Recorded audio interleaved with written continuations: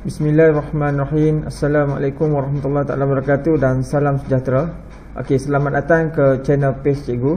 Okey, di sini cikgu mengumpulkan beberapa idea yang boleh diambil oleh para pelajar, khususnya pelajar tingkatan 3 untuk menghasilkan projek-projek RBT masing-masing lah. Jadi di sini cikgu kumpulkan beberapa idea yang dirasakan sesuai untuk pelajar hasilkan. Jadi yang mana yang pelajar rasa berminat, dia boleh ambil lah idea-idea cikgu ni. Okey, di sini cikgu tak lupa juga. Okey, pada ruangan di bawah. Okey, lihat pada ruangan ini dan kamu cuba tekan butang show more ni. Okey, di sini cikgu share juga link-link page bagi guru-guru RBT yang ada. Okey, di sini guru-guru telah membuat nota-nota bagi memudahkan kita para guru dan para pelajar untuk merujuk. Jadi kamu boleh pergi pada page bagi setiap guru-guru yang ada ni, yang cikgu senaraikan, dan ada yang belum cikgu senaraikan, dan cikgu akan update dari masa ke semasa dalam link ni sebagai rujukan para pelajar. Dan kamu boleh pergi pada page cikgu-cikgu dan subscribe nota-nota daripada guru-guru yang berpengalaman ini. Okey, seterusnya cikgu okey, apa yang kamu lihat di sini adalah panduan kerja projek kurikulum standard sekolah menengah reka bentuk teknologi RBT bagi tingkatan 3 lah. Okey, kalau lihat di sini, okey, kerja projek kurikulum standard sekolah menengah KSSM reka bentuk teknologi tingkatan 3 dalam standard kandungan penghasilan produk merupakan salah satu komponen pentaksiran bilik darjah yang wajib dilaksanakan oleh setiap murid tingkatan 3 bagi tahun semasa. Oleh itu projek kerja ini memerlukan murid memilih sekurang-kurangnya, kalau lihat di sini, 2 bidang ilmu dalam aplikasi teknologi yang telah dipelajari.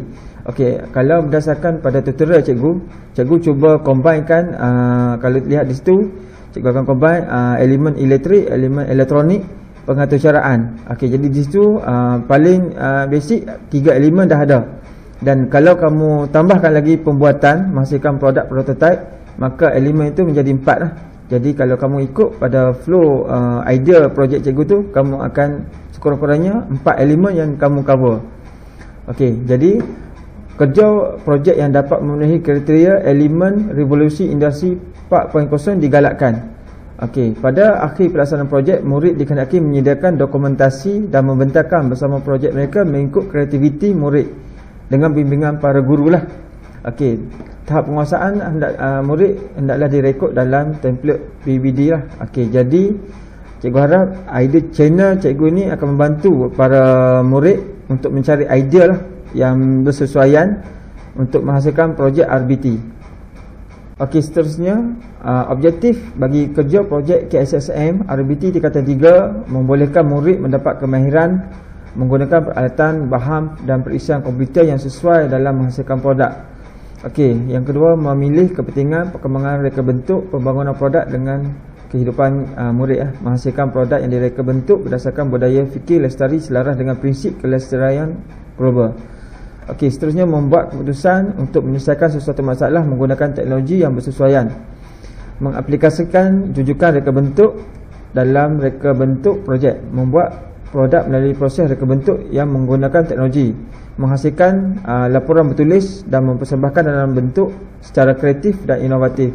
Mengamalkan nilai murni yang relevan dalam mereka bentuk produk yang lebih ekonomik, mesra pengguna, berkualiti tinggi dan kos yang efisien. Dan yang terakhir sekali, mengamalkan sikap bekerjasama dan berintegriti.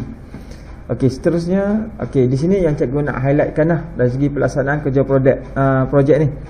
Okey, apa yang cikgu nak highlightkan sini, di mana murid dikehendaki memilih 2 atau lebih bidang ilmu aplikasi teknologi yang terdapat dalam DSKP bermula daripada tingkatan 1 sehingga tingkatan 3 bagi menghasilkan projek RBT mereka lah. Okey, seterusnya apa yang berlaku pada hari ini, ini yang cikgu nak highlight.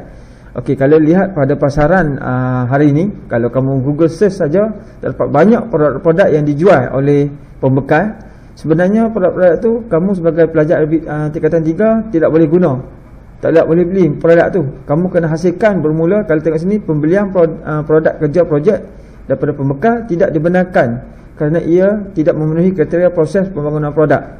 Produk yang dibangunkan mestilah dalam bentuk model, prototype atau produk sebenar, bukannya markup itu pengolakan mengikut kamus kejuruteraan. Okey. Maksudnya ada di setengah di pasaran, dia dah menjual dah, siap dah.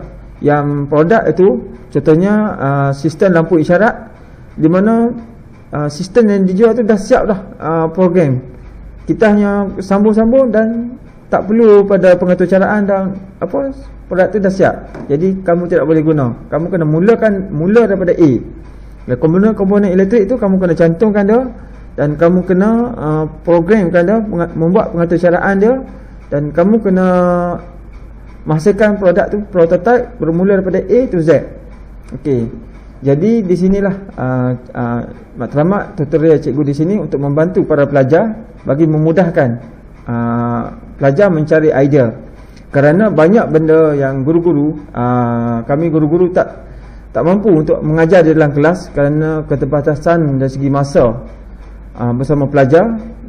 Jadi benda yang nak disampaikan pelajar banyak, tapi masa bersama pelajar agak sangat terhad lah.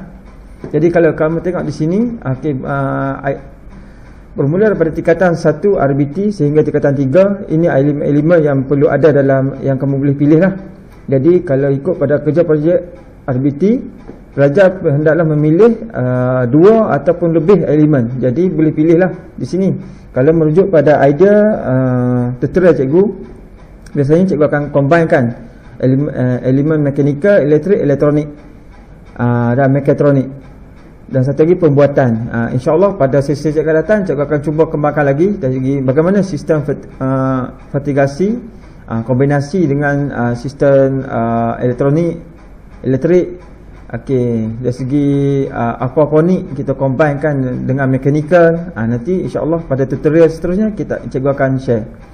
Dan cikgu harap kamu terus follow page cikgu, dan diharap page cikgu ni akan membantu para pelajar lah. Okey, di sini kalau kamu tengok, okey, di bawah ruangan komen, cikgu harap para pelajar yang telah berjaya mengikut tutorial cikgu, dan kamu cubalah setelah berjaya, kalau tengok di sini, kamu yang berjaya kamu tinggalkan ruangan komen di bawah.